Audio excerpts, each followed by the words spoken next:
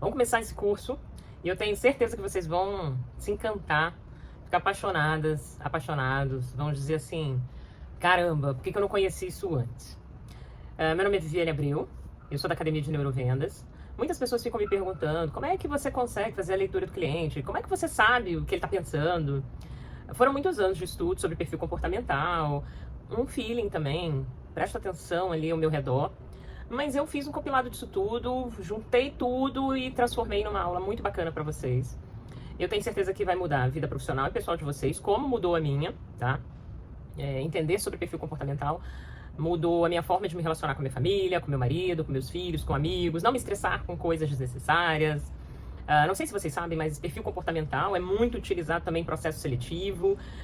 Então, quando você entende de perfil comportamental, você está um patamar acima, você está na frente, você consegue lidar numa negociação muito melhor, muito mais seguro do que você está fazendo. Você consegue fazer várias leituras de gestos, várias microexpressões que o outro não tem, né? Então você já sai aí na corrida com o tempo na frente. Mas falar de perfil comportamental, eu tenho que explicar algumas coisas que fazem confusão sobre perfil comportamental. Muitas pessoas acham que perfil comportamental é cultura. Não, não é bem assim, tá? Não estamos falando da mesma coisa. Você vai ver perfil comportamental em vários testes. Você vai ver teste do DISC, dos bichos, que eu gosto muito de utilizar com turmas iniciantes, que é gato, lobo, tubarão. Então, assim, tem uma série de testes, tá? Eu me baseio muito no DISC. Vou explicar para vocês tudo isso, vou desmistificar, eu vou tornar fácil essa sopa de letrinhas. Calma, fica comigo, ok? Mas antes disso, para explicar perfil comportamental, cultura, qual a diferença, eu vou trazer um exemplo para vocês da minha própria história, tá? Vamos lá para vocês entenderem o que é cultura. Eu nasci na Bahia, num lugar chamado Vitória da Conquista. Saí de lá bebê, só fui conhecer a minha cidade lá com 40 e poucos anos. Então eu não tive contato com a minha terra, eu não ia à Bahia, eu morei no Espírito Santo. A minha infância, adolescência, minha juventude toda, então eu me considerei sempre capixaba. Porém, minha mãe, minha avó, minhas tias, elas levaram a cultura delas para nossa casa. Então eu cresci num lar baiano, numa cidade capixaba. Então, o meu jeito de falar quando era pequena era caneta, caminhão, porque eu ouvia muito elas dizerem dessa forma, caneta, caminhão, bico, que era chupeta, a comida era diferente, colocava fruta no meio da comida seca ali, com uma farinha e tal. Então, eu tinha costumes de uma cultura que não era a cultura da cidade que eu morava. Isso é cultura, tá bom, gente? E aí, quando eu tô ali na fase jovem, né, dos 22, 23, eu vou pro Rio de Janeiro, na cidade do interior, Campos Goytacazes, a trabalho. Por uma empresa de serviço de crédito e cobrança que fazia consultas, tipo uma Serasa, era uma distribuidora da Serasa na época. Eu venho a trabalhar como representante de Serasa depois, muito na frente, mas nessa época eu trabalhava para uma distribuidora. E aí eu vou morar em Campos, uma cidade do interior do Rio, e com cultura do interior do Rio de Janeiro, muito diferente da cultura capixaba. Nós usávamos muito chinelo, short, camiseta nessa época no Espírito Santo. Quando eu chego a Campos com chinelo, bermuda, short, camiseta, eu sou mal atendida nas lojas. Tem loja que não me recebe, né? Eu nunca vou esquecer, ali dentro do Parque Centro, existem umas lojas famosas. E eu precisava urgente comprar uma calça, porque eu tinha uma reunião no outro dia. E a vendedora simplesmente não me atendeu, quase fechou a porta na minha cara, porque eu estava de chinelo, há 27 anos atrás, tá? De chinelo e short, né? Então, mulheres assim não podiam andar no meio da sociedade. E eu lembro que eu tive que comprar na época uma roupa, um trapézio, sabe? Um negócio que pra uma cidade praiana como Vila Velha era impensável na época. Pelo menos o meu grupo cultural, não.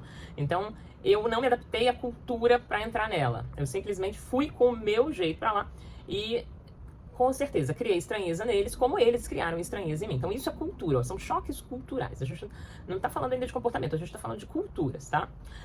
Me adapto à cidade, conheço as pessoas da cidade, vou me misturando nesse mundo, vou me contaminando com essa cultura, né?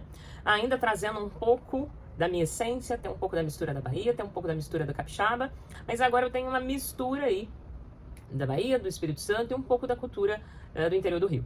E há 2 anos eu venho morar em São Paulo, bem na capital. Mas eu imaginei, caramba, a cultura de lá é livre, eu vou poder fazer o que eu quiser.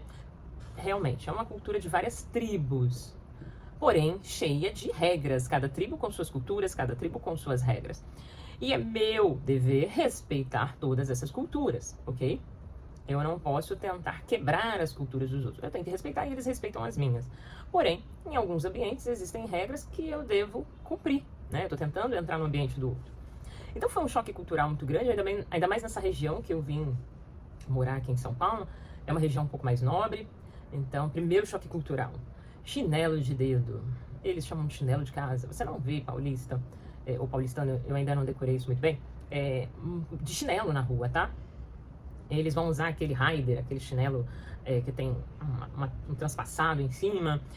Chinelo, eles vão olhar, vão dar um olhar para aquilo de uma pessoa que mora na rua, vamos dizer assim, sabe? Uma pessoa que não tem condições, muitas vezes. Ou uma pessoa desleixada, pegou o chinelo de casa e saiu, nem se arrumou.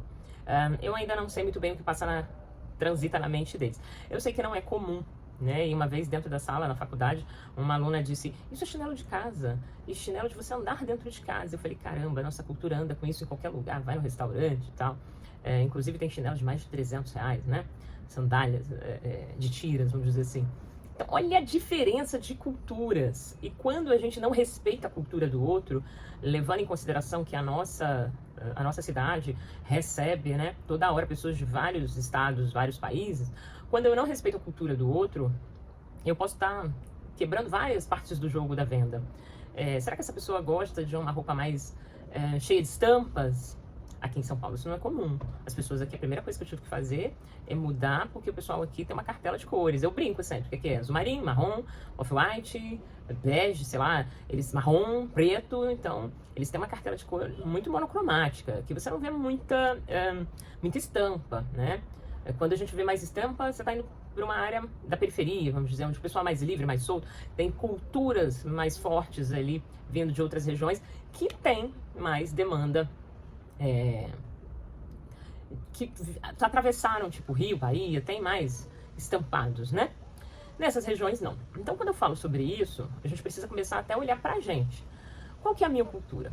Qual foi a minha demanda? Eu tenho uma demanda que vem Bahia, Espírito Santo, no interior do Rio de Janeiro, e agora eu tô aqui dentro de São Paulo.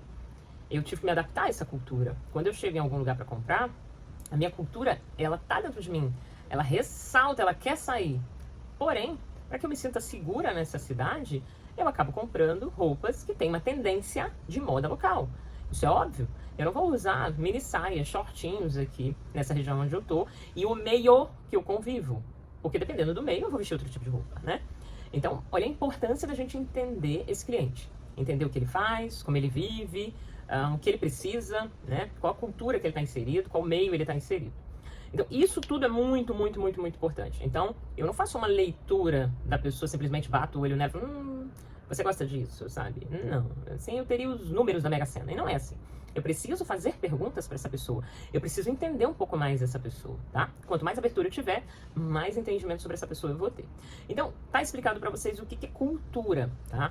Cultura é aquilo que é internalizado dentro de um ambiente, aquele meio ali que você vive, são gerações e gerações transmitindo conhecimento, transmitindo forma de comer, alimentos, estampas, isso tudo é cultura. Por isso que muitas vezes a gente viaja para aprender novas culturas, tá? E agora eu vou falar sobre comportamento no próximo bloco.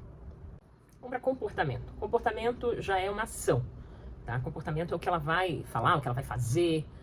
Porém, o comportamento é influenciado sim pelo seu meio, por onde você vive, qual momento você está vivendo. Imagina assim, eu tenho uma pessoa que a cultura dela diz que dinheiro é para poupar. Dinheiro tem que guardar, não é para gastar. E tem aquela que a cultura dela diz que as mulheres têm que ser mais discretas. Porém, essas duas mesmas mulheres vão entrar em lojas. Imagine a primeira que diz que não pode gastar, ela tem dinheiro guardado na conta e tal. Ela entra numa loja e ela é tão bem atendida, as roupas são maravilhosas, a vendedora consegue fazer uma leitura do que ela precisa, começam a conversar, a se entender. Naquele momento ali, a cultura vai ficar invisível. O que vai ressaltar vai ser o comportamento de compra. Vai ser o comportamento onde essa vendedora vai mostrar para ela que ela merece fazer aquele investimento nela, né? Que aquilo não é poupar dinheiro, que ela não está gastando dinheiro, que ela está investindo na imagem dela. E essa mesma mulher que dizia que não ia gastar com aquela firula, que jamais compraria aquela bolsa, sai com uma bolsa no ombro, que ela disse que nunca ia comprar. Eu não sei se já aconteceu isso com você, mas já aconteceu comigo. Eu já dizia assim, nunca vou comprar isso, e tô eu saindo de uma loja comprando aquilo. Isso é um comportamento. A minha cultura ficou invisível e o meu comportamento sobressaiu. Já aquela mulher que falava que não, tem que ser discreta e tal, ela precisa de uma roupa que chegando, sabe? Que ela mostre segurança, mas ela chame atenção naquele momento. E aí, quando ela entra nessa loja, essa vendedora consegue compreender o pensamento dela, o que aconteceu? Essa função de pertencimento dessa cliente, essa vendedora mostra para ela ali um produto maravilhoso, uma peça lindíssima, ela fica perfeita, só que não é discreta. E aí? A cultura vai ficar invisível e o comportamento vai ser de mudar aquela regra para aquele momento, tá? Então, ela continua com a cultura dela, só que ela se permitiu entrar numa nova cultura. É uma cultura diferente, uma regra diferente, tá? Por quê? Porque ela teve um comportamento de se permitir. Eu vou fazer, vamos lá. Então é isso, gente. Comportamento é bem diferente de cultura. E perfil comportamental, vocês vão ver que é a minha tendência a tomar algumas atitudes. Então, eu vou mostrar para vocês assim, dependendo desse perfil, ele tem uma tendência a ir para esse lado. Ele tem uma tendência a falar mais alto, ele tem uma tendência a recuar, ele tem uma tendência a chorar, ele tem uma tendência a largar tudo pela metade. Então a gente vai entender perfil comportamental. E eu já disse aqui que teste de perfil comportamental é utilizado em processos seletivos. Por que é utilizado em processo seletivo? Vamos lá. Imagina que eu tenho uma vaga, que essa pessoa tem que ser audaciosa, ela tem que ser líder. Ela, quando vem um problema, ela quer abraçar o problema e partir para cima. Ela resolve, ela dá conta. Vai ter perfil que ama desafio. Vai ter perfil que qualquer problema, qualquer constrangimento, vai querer pular fora. Então imagina uma empresa que investe dinheiro naquela pessoa, investe um salário, mesa, computador, investe todo o tempo em treinamento, coloca esse funcionário de frente com seus clientes e na hora que começa a ação, que ele tem que ter um comportamento solucionador, ele recua. Então essa empresa escolheu o perfil errado para a vaga, ok? Olha o perfil comportamental entrando. E se eu faço essa escolha errada, tem um custo muito grande para a empresa. A empresa vai ter que começar tudo de novo, perder o tempo, perder o dinheiro. E aí nós temos um problema. Por isso que é utilizado o processo seletivo. E aí, imagina a mesma coisa. O cliente chegou, você deduz que ele tem um perfil mais retraído, que ele não vai gostar dessa roupa, que não é a cara dele, e aí você não mostra aquela peça. Ou então você mostra com as palavras erradas. É uma pessoa que não gosta de peças marcantes ou peças onde todo mundo está usando, não gosta de tendências iguais aos dos outros, e você fala para aquele perfil de comportamento uma frase que vai soar na mente dele, não, eu não posso comprar esse produto. Então, assim, dependendo do que a gente fala para o perfil comportamental, a gente acaba com a nossa venda. Com esse bloco, encerrando esse bloco, eu quero mostrar para vocês somente a importância de entender perfil comportamental. Quem não sabe sobre perfil comportamental, está trabalhando no escuro, está trabalhando com uma venda. Ele vai testando tudo, ele vai falando de tudo e ele vai perdendo tempo, dinheiro, cliente, ele vai perdendo carteira, né? Porque um bom vendedor, ele tem uma excelente carteira, ele reconhece os seus clientes. E se você já tem uma carteira e ainda não sabe o que é perfil comportamental, imagine quando você compreender perfil comportamental. Aí ninguém te segura, aí você vai vender muito, e aí vamos embora ganhar dinheiro.